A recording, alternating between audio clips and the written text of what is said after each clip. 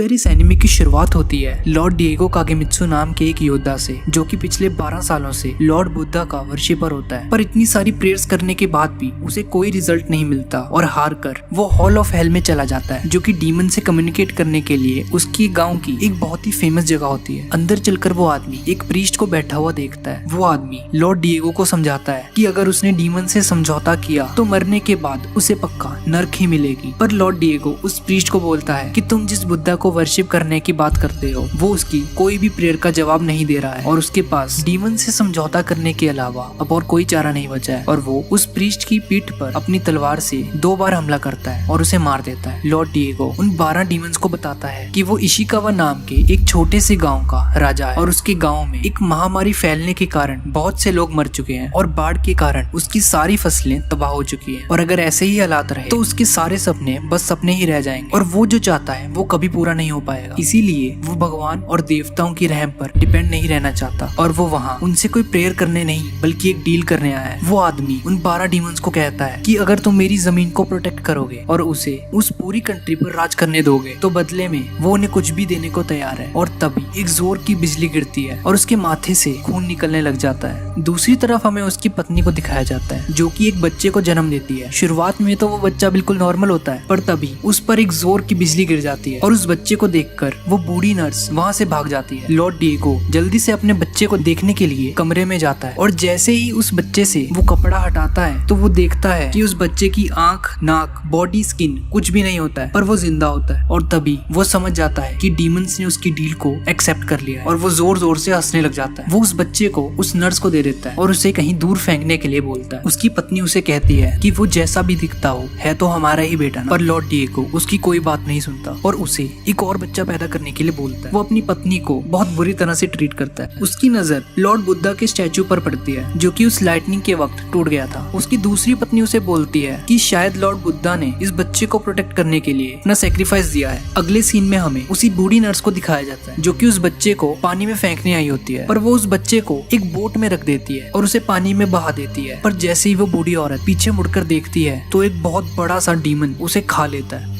थोड़ी देर बाद एक अंधा आदमी वहाँ पर आ जाता है और वो उस डीमन की प्रेजेंस को सेंस करता है। वो डीमन उस पर हमला करने के लिए जैसे ही उसके पास पहुँचता है वो आदमी अपनी स्वॉर्ड निकालकर उसे बीच में से काट देता है और उसे पानी में कोई चीज सेंस होती है, पर उसे पता नहीं चलता कि ये इंसान है या कोई घूल है और उसे लगता है कि वो कोई श्रापित चीज है और वो वहाँ से चला जाता है। स्टोरी 16 साल आगे शिफ्ट हो जाती है और हमें पता चलता है कि वो बच्चा सरवाइव कर चुका है और उसने अपनी कमर पर एक स्वॉर्ड भी लटकाई होती है और वो उस विलेज की तरफ ही जा रहा होता है। अगले सीन में हमें डोरोरो नाम के एक बच्चे को दिखाया जाता है, जो कि मार्केट के बीचों बीच चोरी का सामान बेच रहा होता है। तभी उस सामान के मालिक वहाँ पर आ जाते हैं और डोरोरो वहाँ से बचकर भाग जाता है। पर थोड़ी देर बाद वो गुंडे उसे पकड़ लेते हैं और उसे बहुत बुरी तरह मारते हैं। तभी हयाकीमारू वहाँ पर आ जाता है। वो एक ब्रिज पर खड़ा होता है और एक डीमन को सेंस कर रहा होता है, पर नीचे खड़े उन सबको कुछ समझ नहीं आता कि वो किसे देख रहा है। तभी पानी में से एक डीमन बाहर आकर उन तीनों गुंडों को खा जाता है और डोरोरो को वो डीमन खाने ही वाला होता है कि तभी हयाकीमारू वहाँ पर आ जाता है और उसे बचा लेता है। हयाकीमारू अपनी दोनों आर्म्स को निकाल देता है और उस ब्रिज और डीमन को डिस्ट्रॉय कर देता है और डोरोरो उसको उसकी आर्म्स लौटाने के लिए उसके पास जाता है और उसे बचाने के लिए उसे थैंक यू बोलता है, पर उसे कोई जवाब नहीं देता क्योंकि वो बोल ही नहीं सकता था। तभी उसकी बॉडी शेक करने लग जाती है और उसका मास्क नीचे गिर जाता है और हम लोग देखते हैं कि उस डीमन को हराने की वजह से डोरोरो की स्किन वापस आ जाती है। सीन शिफ्ट होकर डियागो की तरफ आ जाता है, जो कि एक थंडरबोल्ट को नोटिस करता है, जो कि 16 साल पहले की थंडरबोल्ट से बिल्कुल सिमिलर थी और उसे हयाकीमारू की याद आ जाती है। वो जल्दी से हॉल ऑफ हेल में एंटर करता है और देखता है कि उसमें से एक डीमन का स्टैचू बीच में से टूट गया है और ये देखकर वो बहुत डर जाता है। उसके विलेज में दोबारा से वही महामारी और बाढ़ आने की वजह से उसे शक होता है कि शायद 16 साल पहले जो उसने डील करी थी वो टूटने लगी है और इस सीरीज का पहला एपिसोड यहीं पे खत्म हो जाता है। तो एपिसोड की स्टार्टिंग में हमें हयाकीमारू और डोरोरो को दिखाया जाता है, जो कि एक विलेज की तरफ जा रहे होते हैं। रास्ते में डोरोरो हयाकीमारू से पूछता है कि क्या वो देख और सुन सकता है या नहीं, और उसकी आर्म्स में ये ब्लेड फिट कैसे हो रखे हैं और वो इतनी अच्छी तरह से कैसे लड़ लेता है। पर हयाकीमारू उसे कोई जवाब नहीं देता और बस चुपचाप चलता रहता है। उसे बहुत भूख लगी होती है और वो झाड़ियों में से कुछ बेरीज निकालकर खाने लग जाता है और शाम होने तक वो दोनों उसी रिवर के किनारे कैंपिंग करते हैं। डोरोरो उससे बात करने की कोशिश करता है। दरअसल उसे कोई चीज दिखाई तो नहीं देती है, पर उसे उनका कलर दिखाई देता है, जिससे कि वो अपने दुश्मन को पहचान सकता है। उसके पास सुपर ह्यूमन स्ट्रेंथ भी थी, जिसकी वजह से ही वो सरवाइव कर पाया। डोरोरो की सोल का कलर किसी खतरे को इंडिकेट नहीं करता और इसीलिए वो उसे अपने पास रहने देता है। अगली सुबह हम लोग देखते हैं कि ह्याक्कीमारू मछलियों का शिकार कर रहा होता है और तभी डोरोरो को एक जॉब के बारे में पता चलता है जिससे कि वो बहुत सारा पैसा कमा सकते हैं और वो ह्याक्कीमारू को अपने साथ ले जाता है। रास्ते में वो उसे बताता है कि किसी मॉन्स्टर ने एक गांव में तबाही मचा रखी है और जो भी ट्रैवलर्स उस गांव को विजिट करने आते हैं वो अचानक से ही गायब हो जाते हैं। पर ऑब्वियसली ह्याक्कीमारू को कुछ सुनाई नहीं देता है, पर फिर भी वो उसके साथ चला जाता है। थोड़ी देर बाद वो लोग उस गाँव में पहुँच जाते हैं और डोरोरो उस विलेज के चीफ देनकिची को बताता है कि हमने सुना है कि इस गाँव के लोग किसी मुसीबत में है और वो उनकी हेल्प करने यहाँ पर आए हैं। ये सुनकर सारे विलेजर्स और वो चीफ बहुत खुश हो जाता है और डोरोरो उन्हें ह्याक्कीमारू के बारे में बताता है कि कैसे उसने एक बहुत बड़े से डीमन को हराया था और वो लोग उसकी बात पर यकीन कर लेते हैं। उस विलेज का चीफ उन्हें रहने के लिए एक जगह और खाने के लिए कुछ खाना ऑफर करता है और वो लोग एक कमरे में रेस्ट कर रहे होते हैं। पर तभी एक मॉन्स्टर वहाँ पर आ जाता है और डोरोरो उसे देखकर बहुत ज्यादा डर जाता है। वो ह्याक्कीमारू को उसे मारने के लिए कहता है पर वो कोई रिएक्शन नहीं देता और थोड़ी देर बाद वो मॉन्स्टर वहाँ से चला जाता है। अगली सुबह देनकिची उन दोनों को बताता है कि लेडी बेंडाई उन दोनों से मिलना चाहती है। वो दोनों उस लेडी से मिलते हैं पर उसे देखते ही ह्याक्कीमारू अपनी स्वॉर्ड निकाल लेता है और उस पर हमला करने की कोशिश करता है। पर तभी सारे विलेजर्स आकर उसे रोक लेते हैं और उन दोनों को स्टोर हाउस में कैद कर देते हैं। डोरोरो उसे डांटता है कि वो कितनी अच्छी औरत थी और तुमने उस पर हमला करने की कोशिश की। और तभी हमें एक बूढ़े प्रीस्ट को दिखाया जाता है जो कि अगर आपको याद हो हमने पिछले एपिसोड में देखा था। वो आदमी डोरोरो को कहता है कि शायद तुम्हारे दोस्त को मैंने पहले भी कहीं देखा है और वो उसे ये भी बताता है कि वो आंखों से तो अंधा है पर वो किसी भी इंसान की सोल का कलर देख सकता है। वो दोनों आपस में बात कर रहे होते हैं कि तभी ह्याक्कीमारू और उस बूढ़े आदमी को किसी चीज की प्रेजेंस सेंस होती है और एक वेल में से किसी क्रीचर का हाथ बाहर आ जाता है और ह्याक्कीमारू अपनी स्वॉर्ड से उस पर हमला कर देता है। उस वेल के दूसरी तरफ जाकर वो लोग देखते हैं कि ह्याक्कीमारू लेडी बेंडाई के रूम की तरफ जा रहा होता है और उस बूढ़े आदमी को उस लेडी के सोल का कलर रेड दिखाई देता है जो कि सबसे बुरा कलर होता है। वो लेडी अपने असली रूप में आ जाती है और वो ह्याक्कीमारू पर हमला कर देती है और उन दोनों में बहुत खतरनाक लड़ाई होनी शुरू हो जाती है। तभी उस विलेज का चीफ वहाँ पर आ जाता है और उस लेडी को वहाँ से भागने के लिए कहता है और ह्याक्कीमारू भी उसके पीछे चला जाता है। वो बूढ़ा आदमी और डोरोरो उससे पूछते हैं कि तुम्हें पता था ना कि वो एक डीमन है, पर वो चीफ उन्हें बताता है कि अगर वो इस डीमन की बात नहीं सुनते और उसे खाने में ट्रैवलर्स और डीमन स्लेयर्स नहीं देते तो वो उन सारे विलेजर्स को खा जाती और सभी लोगों को प्रोटेक्ट करने के लिए उसे ये सब नाटक करना पड़ा। सीन शिफ्ट होकर उन दोनों की तरफ आ जाता है और ह्याक्कीमारू उस डीमन को मार देता है। दरअसल वो लेडी उस डीमन की पोजेशन में होती है और इस डीमन को मारने के साथ साथ लेडी बेंडाई की भी मौत हो जाती है और ये देखकर चीफ देनकिची बहुत ज्यादा उदास हो जाता है। डोरोरो को जमीन में कुछ सिक्के पड़े हुए मिलते हैं जो कि उन्हीं ट्रैवलर्स के थे जिन्हें लेडी बेंडाई ने खाया था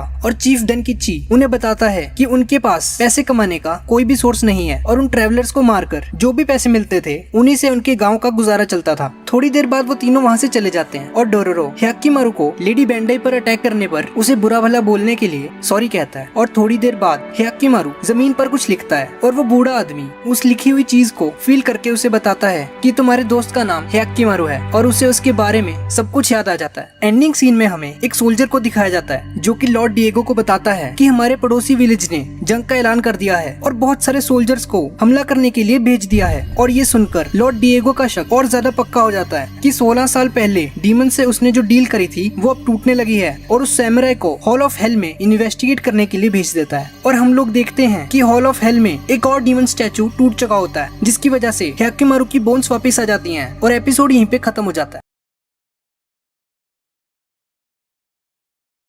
तो यार एपिसोड की स्टार्टिंग में हमें 16 साल पहले का एक सीन दिखाया जाता है जहाँ जंग के मैदान में बहुत सारी डेड बॉडीज पड़ी होती हैं और हमें ज़ुकाई नाम के एक सैमुराई को दिखाया जाता है जो कि लॉर्ड शिबा की आर्मी का लीडर था। वो आदमी सभी बॉडीज को बहुत बेरहमी से क्रूसीफाई कर रहा होता है और तभी उसकी पत्नी उसे रोकने के लिए उसके पास जाने की कोशिश करती है पर उसी की आर्मी का एक सोल्जर उसे मार देता है और ये देखकर ज़ुकाई को पहले तो यकीन ही नहीं आता कि उसकी पत्नी मर चुकी है। वो इस सदमे को सहन नहीं कर पाता और एक चट्टान से नीचे गिर जाता है पर वो आदमी सर्वाइव कर जाता है और कुछ सालों बाद एक डॉक्टर बन जाता है और लोगों को फ्री में प्रोस्थेटिक्स प्रोवाइड करता है। सभी विलेजर्स उसे लॉर्ड बुद्धा का रूप समझते हैं और उसके साथ एक असिस्टेंट भी होता है जो कि उसकी बहुत रिस्पेक्ट करता है और उसका नाम कानामे होता है। कानामे जंगल से कुछ लकड़ियां लेकर ज़ुकाई के पास जा रहा होता है कि तभी रास्ते में उसे एक छोटा बच्चा और उसकी मम्मी मिलती है। वो उसे बताती है कि किसी सैमुराई ने इसकी एक आर्म काट दी है और कानामे जल्दी से उस बच्चे को लेकर ज़ुकाई के पास चला जाता है। वो उस बच्चे का इलाज करता है और वापस जाते वक्त उस बच्चे की मम्मी कानामे को बताती है कि ज़ुकाई डॉक्टर बनने से पहले एक सैमुराई था और लॉर्ड शिवा की आर्मी का लीडर भी था। कानामे जुकाई से पूछता है कि क्या ये बात सच है कि 16 साल पहले वो एक सैमुराई था, और जुकाई उसे बताता है कि उस चट्टान से गिरने के बाद कुछ फॉरेनर्स ने उसे बचाया था और उनके देश जाकर उसने प्रोस्थेटिक्स बनाने का काम सीखा ताकि वो अपने पापों का प्रायश्चित कर सके। पर कानामे उसे बताता है कि उस शिवा क्लैन से होने वाली वॉर में उसके पापा भी थे जिन्हें बहुत ही बेरहमी से मारा गया था। ये सुनकर जुकाई हैरान रह जाता है और कानामे जुकाई को मारने के लिए उसकी तरफ बढ़ता है, पर वो उसे कहता है कि मुझे बस उस बच्चे को ठीक करने दो, उसके बाद तो मुझे मार देना। और कानामे उसकी प्रोस्थेटिक लेग वहीं पे फेंक कर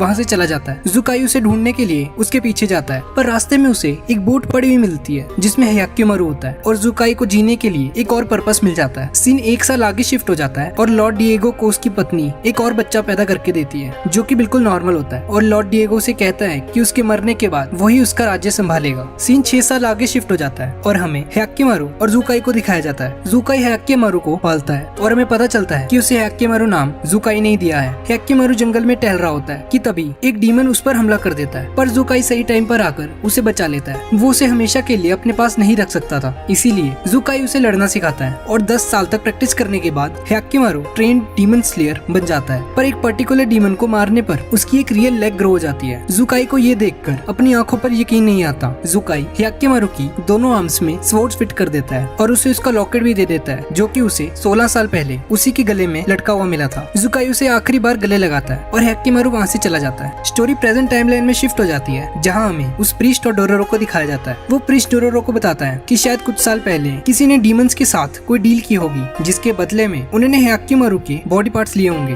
तभी हयाक्कीमारू वहाँ पर आ जाता है और आग में अपना पैर डाल देता है और हमें पता चलता है कि उसकी सेंस करने की शक्ति वापस आ चुकी है और एपिसोड यहीं पे खत्म हो जाता है।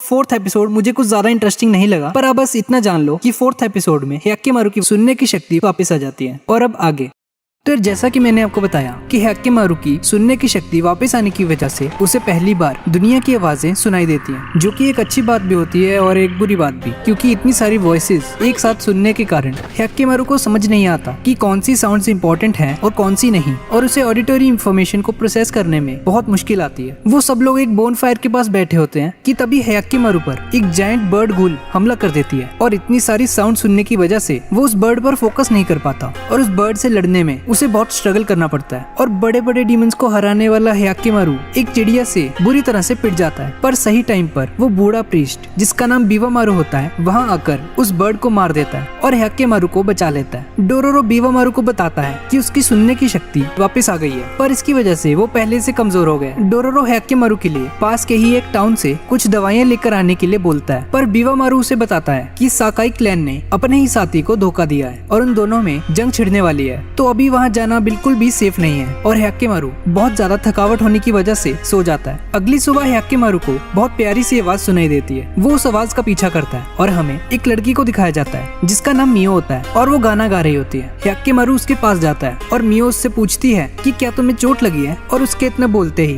हयाक्कीमारू उस पर गिर जाता है। वो हयाक्कीमारू को उसके घर ले जाकर उसका इलाज करती है और वो प्रीस्ट उसे थैंक यू बोलता है। वो उसे बताती है कि हयाक्कीमारू अकेला नहीं है, उसके जैसे और भी बहुत सारे बच्चे उसके साथ वहाँ रहते हैं जिन्होंने वॉर में अपने पेरेंट्स को खो दिया था और अब उनके पास रहने के लिए कोई जगह नहीं बची थी, इसीलिए वो सब एक साथ ही रहते हैं। वो बच्चे उन तीनों को खाना ऑफर करते हैं और मियो को रेस्ट करने के लिए बोलते हैं। डोरोरो देखता है कि उन सब में से एक बच्चा कपड़े धो रहा होता है और उस बच्चे की हेल्प करने के लिए उसके पास जाता है और वो बच्चा उसे बताता है कि मियो बहुत ज्यादा हार्ड वर्किंग है और नाइट शिफ्ट करने के बाद दिन में आराम करती है, इसीलिए दिन में उन्हें कोई भी परेशान नहीं करता है। और दूसरी तरफ बीवामारू सेकाई आर्मी से बचने के लिए कोई सेफ जगह ढूंढने वहाँ से चला जाता है। दूसरी तरफ हमें लॉर्ड डियागो को दिखाया जाता है जिसका राज्य धीरे धीरे डिस्ट्रॉय होने लगता है। उसी का दोस्त सेकाई उसके खिलाफ वॉर छेड़ देता है और तो और पिछले 1 मंथ से उसके गांव में बारिश भी नहीं होती है, जिसकी वजह से कोई फसल ग्रो नहीं होती और उसके गांव के लोग फिर से भूखे मरने लगते हैं। लॉर्ड डिएगो को उसकी पत्नी बताती है कि शायद उसने डीमंस के साथ डील करके बहुत बड़ी गलती कर दी है और अब उसका राज्य किसी भी वक्त ढह सकता है। अगले सीन में हमें बीवामारू को दिखाया जाता है जिसे रहने के लिए एक सेफ जगह मिल जाती है और वो ये बात सबको बताता है। पर एक प्रॉब्लम होती है, उस जगह पर पहले से ही एक डीमन रहता है और ये सुनकर ह्याकेमारू उस डीमन से लड़ने के लिए वहाँ से चला जाता है और बीवामारू भी उसके साथ जाता है। रास्ते में बीवामारू देखता है कि ह्याकेमारू के अंदर डीमन फ्लेम्स होती हैं, जो कि एक तरह से डीमन सोल की ट्रेसेस होते हैं और ये देखकर वो थोड़ा घबरा जाता है। दूसरी तरफ मियो नाइट शिफ्ट के लिए तैयार होकर जंगल में चले जाती है और कुछ ट्रैवलर्स को बताती है कि उसे एक जॉब की तलाश है और ह्याकेमारू और बीवामारू उस डीमन को हराकर उस लैंड को कॉन्कर करने के लिए उस लोकेशन पर पहुंच जाते हैं। ह्याकेमारू बिल्कुल भी लड़ने की हालत में नहीं होता और बीवामारू उसे लड़ने के लिए मना भी करता है, पर फिर भी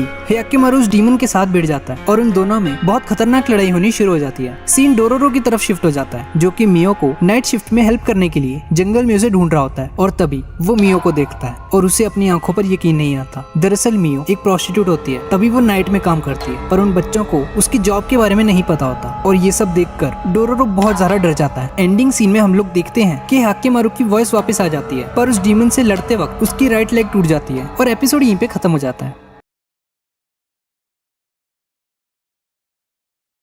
तो यार एपिसोड की शुरुआत में हमें डोरोरो को दिखाया जाता है, जो कि मियो को उस हालत में देखकर बहुत ज्यादा डिस्टर्ब हो जाता है और रास्ते में उसे प्रीस्ट और ह्याकेमारू मिलते हैं और डोरोरो देखता है कि ह्याकेमारू की राइट लेग बुरी तरह से टूट चुकी है और ये देखकर वो बहुत ज्यादा डर जाता है। वो प्रीस्ट उसे बताता है कि उसे इतनी इंजर्ड हालत में उस डीमन से फाइट नहीं करनी चाहिए थी और उसने ह्याकेमारू को रोकने की कोशिश भी की थी, पर इसने मेरी बात नहीं सुनी और अपना ये हाल कर बैठा। पर एक अच्छी न्यूज भी है, उसकी राइट लेग तो टूट गई है पर उसकी आवाज वापस आ गई है। अगले सीन में हमें मियो को दिखाया जाता है, जो कि अपनी नाइट शिफ्ट करके घर वापस आ जाती है। उन बच्चों का लीडर उसे बताता है कि ह्याकेमारू बहुत ज्यादा जख्मी है और वो जल्दी से उसके पास जाकर उसका इलाज करती है। डोरोरो को मियो की आर्म पर ब्रूसेस दिखाई देते हैं, जिसे देखकर उसे मियो का कल रात वाला सीन याद आ जाता है और वो वहाँ से चला जाता है। अगले सीन में हमें डियागो को दिखाया जाता है, जिसका दूसरा बेटा तोहामारू उसे वॉर में उसके साथ जाने के लिए कहता है, पर डियागो उसे बोलता है कि तुम्हें अभी बहुत ज्यादा ट्रेनिंग की जरूरत है और डियागो उसे वॉर में जाने से मना कर देता है। वो अपनी माँ को लॉर्ड डिएगो को मनाने के लिए कहता है, पर उसकी माँ भी उसे मना कर देती है और तोहामारू उसे कहता है कि आपको मेरी कोई फिक्र नहीं है और आप मुझसे बिल्कुल प्यार नहीं करती और वो गुस्सा होकर वहाँ से चला जाता है। रास्ते में उसे अपने बचपन का एक सीन याद आ जाता है, जहाँ वो पेड़ पर चढ़ रहा होता है, पर उसकी मम्मी उस पर बिल्कुल भी ध्यान नहीं देती और बस उस टूटे हुए लॉर्ड बुद्धा के स्टैचू को प्रे करती रहती थी और उसे शक होती है कि पक्का लॉर्ड डिएगो और उसकी मम्मी उससे कुछ छुपा रहे हैं। अगले सीन में हमें ह्याकेमारू को दिखाया जाता है, जो कि उस डीमन से बुरी तरह से हारने के बाद फ्रस्ट्रेट होकर फिर से चलने की कोशिश करता है, पर जैसे ही वो एक कदम बढ़ाता है वो गिर जाता है और मियो वहाँ आकर उसे रोकती है और उसे बस आराम करने के लिए कहती है। वो ह्याकेमारू को फिर से वही गाना गाकर सुनाती है। मीनवाइल बीवामारू वहाँ से जाने लगता है और जाते जाते वो डोरोरो को बताता है कि ह्याकेमारू की सोल के अंदर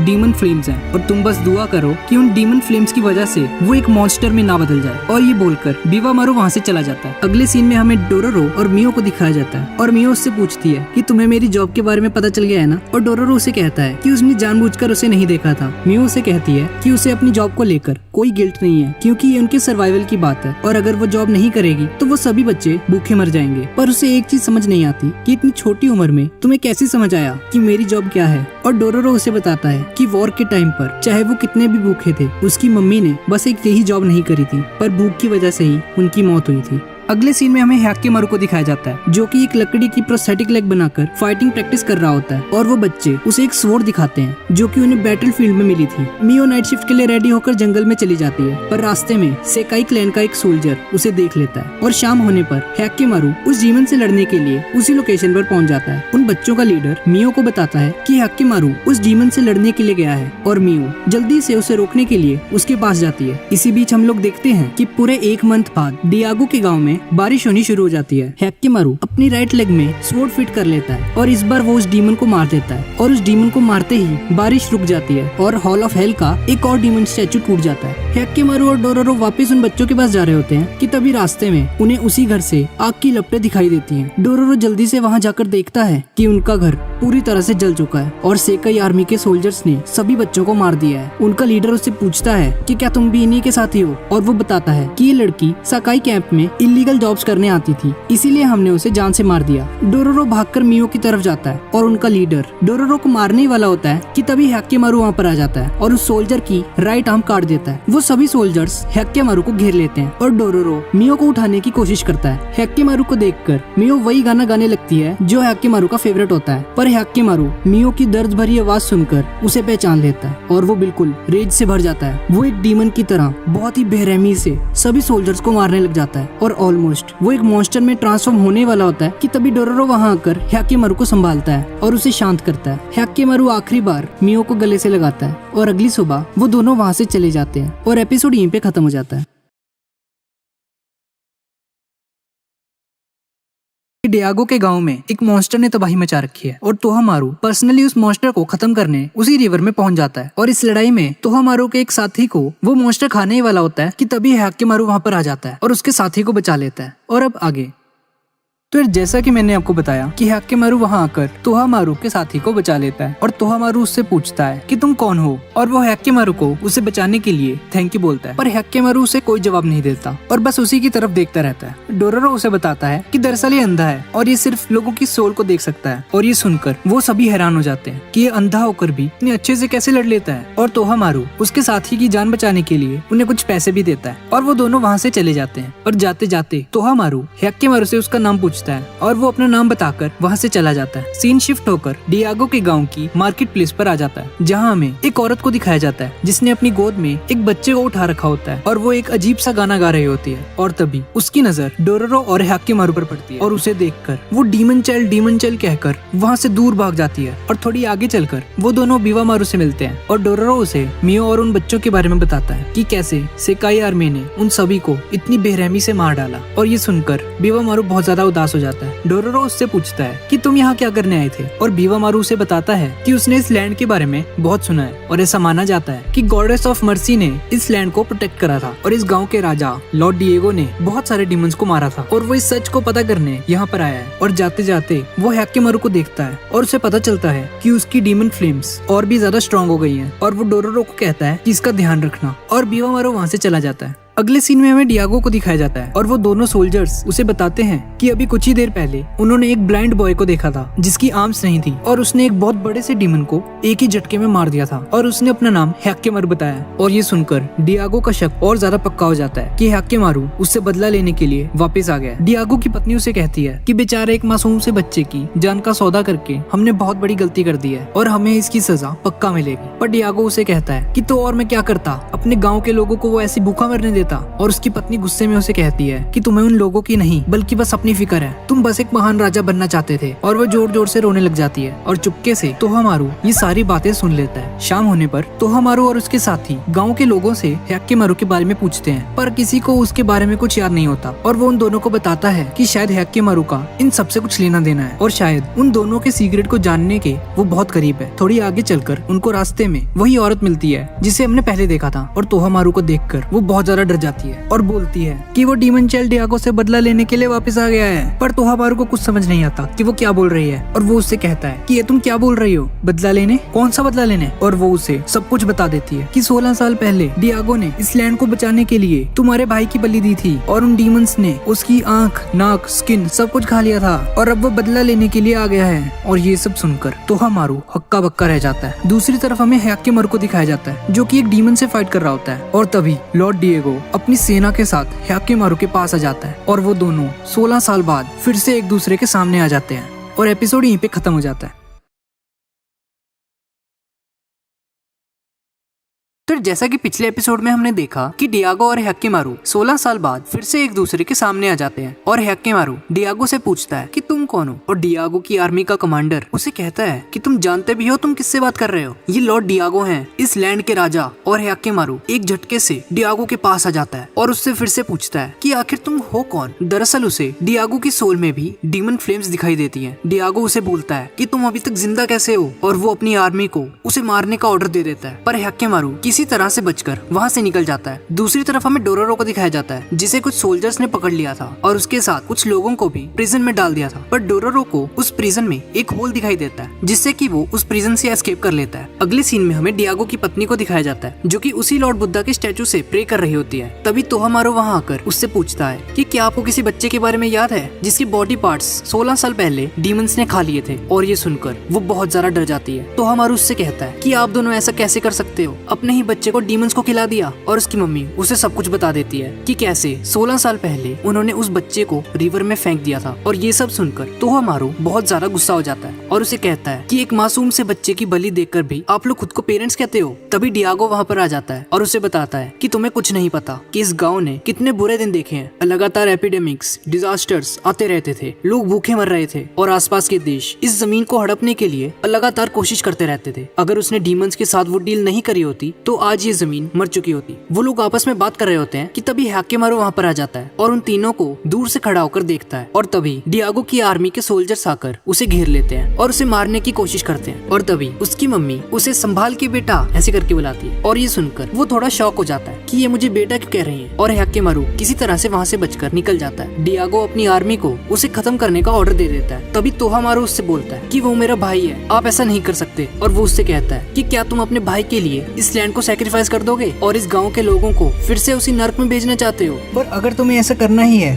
तो जाओ और हॉल ऑफ हेल में जाकर मेरी डीमन से की हुई डील को तोड़ दो। तुम्हारे भाई की बॉडी उसे वापस मिल जाएगी पर ये जमीन फिर से तबाह हो जाएगी। अगले सीन में हमें डोरोरो को दिखाया जाता है और वो हैकेमारू से कहता है कि चलो हमें कुछ लोगों को बचाना होगा। और सीन शिफ्ट होकर बीवामारू की तरफ आ जाता है जो कि पहली बार तोहामारू को देखता है और उसे पता चलता है कि उसकी सोल बिल्कुल हैकेमारू जैसी ही है। और तोहामारू और उसके साथी हॉल ऑफ हेल में पहुंच जाते हैं और उन टूटे हुए डीमंस के स्टैचूज को देखकर वो सभी हैरान हो जाते हैं और उन्हें ऐसा लगता है कि शायद डीमन से की हुई डील पहले ही टूट चुकी है। और थोड़ी देर बाद वहाँ बहुत तेज हवा चलने लग जाती है और वो डीमंस उन सभी को वहाँ से बाहर निकाल देते हैं। सीन शिफ्ट होकर डोरोरो और हैकेमारू की तरफ आ जाता है और हैकेमारू डोरोरो के दोस्त को बचाने के लिए बेनमन नाम के उसी मॉन्स्टर से भिड़ जाता है। डियागो की आर्मी वहाँ पर आ जाती है और वो लोग हैकेमारू को घेर लेते हैं। उसी आर्मी में वो सोल्जर भी होता है जिसने मियो और उन सभी बच्चों को मारा था। और हैकेमारू उस सोल्जर की आवाज सुनकर उसे पहचान लेता है और वो गुस्से से बिल्कुल पागल हो जाता है और उसको मारने के लिए उसकी तरफ बढ़ता है। पर डोरोरो वहाँ कर उसे संभालता है। थोड़ी देर बाद तोहामारू वहाँ पर आ जाता है और वो हैकेमारू को बताता है कि मैं तुम्हारा छोटा भाई हूँ और पिताजी ने तुम्हारे साथ जो भी किया वो बहुत ही गलत था। पर अगर वो ऐसा नहीं करते तो ये लैंड पूरी तरह से तबाह हो जाती। पर अगर उन डीमन से की हुई डील अभी टूट गई तो ये लैंड बिल्कुल नर्क बन जाएगी और जो भी इस लैंड की शांति भंग करने के लिए आएगा वो हमारे लिए एक दुश्मन है और अब मुझे तुम्हें खत्म करना होगा। और उन दोनों में बहुत खतरनाक लड़ाई होनी शुरू हो जाती है। इसी बीच वही बेनबोन नाम का डीमन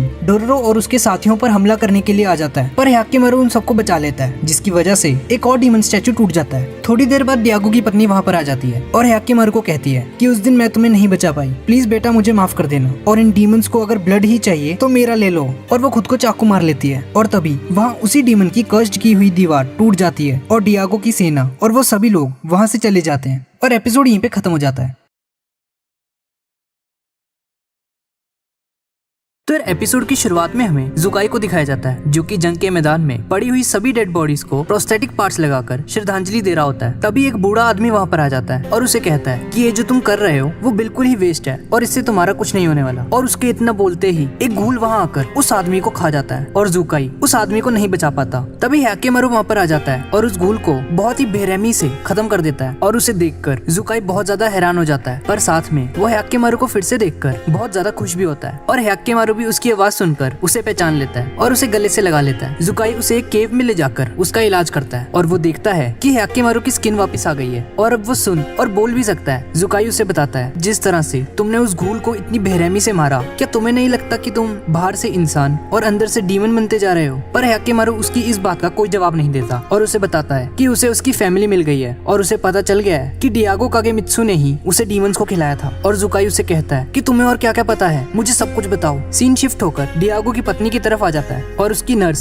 तोहामारू को बताती है कि एक अच्छी खबर है, तुम्हारी माँ को होश आ गया है। पर तोहामारू उसे कहता है कि अभी मैं थोड़ा जल्दी में हूँ और उन्हें आकर देख लूंगा और वो वहाँ से चला जाता है। सीन शिफ्ट होकर जुकाई और हैकेमारू की तरफ आ जाता है और हैकेमारू उसे एक प्रोस्थेटिक लेग बनाने के लिए कहता है पर जुकाई उसे मना कर देता है और उसे कहता है कि अगर मैंने तुम्हें एक न्यू प्रोस्थेटिक लेग बनाकर दे दी तो तुम फिर से डीमन से फाइट करने निकल पड़ोगे और जैसे जैसे तुम्हारे बॉडी पार्ट्स वापस आ रहे हैं तुम और भी ज्यादा बेरहम और डीमन जैसे बनते जा रहे हो और मैं ऐसा ऐसा नहीं होने दे सकता और वो एक एक्स उठाकर उसकी प्रोस्थेटिक लेग पर मार देता है और उसी वक्त लैंडस्लाइड की वजह से वो दोनों उस केव में बंद हो जाते हैं। सीन शिफ्ट होकर डियागो और उसकी पत्नी की तरफ आ जाता है और डियागो उसे कहता है कि ऐसी बेवकूफी दोबारा कभी मत करना, और उसकी पत्नी उसे बताती है कि क्या तुम्हें याद है जब ह्याकेमारू पैदा हुआ था तब गॉडेस ऑफ मर्सी का वो स्टैचू का सिर टूट गया था। इसी की वजह से उसके सारे बॉडी पार्ट्स जाने के बाद भी उसका सिर बिल्कुल सही सलामत था और उसे ऐसा लगता है कि उन 12 डीमंस में से कोई एक डीमन ह्याकेमारू का सिर नहीं खा पाया था। और अब जब गॉडेस ऑफ मर्सी ने अपना सेक्रीफाइस कर ही दिया है, तुम्हारी डीमन से की हुई डील टूट चुकी है और ह्याकेमारू को उसकी बॉडी जरूर से वापस मिल जाएगी और आज नहीं तो कल ये जमीन फिर से नर्क बन जाएगी। पर डियागो उसे कहता है कि तुम कुछ ज्यादा ही सोच रही हो और वो वहाँ से बाहर चला जाता है। अगले सीन में हमें ह्याकेमारू को दिखाया जाता है जो कि बाहर जाने के लिए खुदाई कर रहा होता है और जुकाई उसे पूछता है कि क्या तुम फिर से उसी नर्क में जाना चाहते हो, और अगर तुम्हें तुम्हारी बॉडी वापस मिल भी गई तो वो तुम्हारे लिए बस एक बर्डन ही होगी। पर ह्याकेमारू उसे कहता है कि वो मेरी बॉडी है और उसे पाने के लिए अगर उसे 1000 डीमन से भी लड़ना पड़े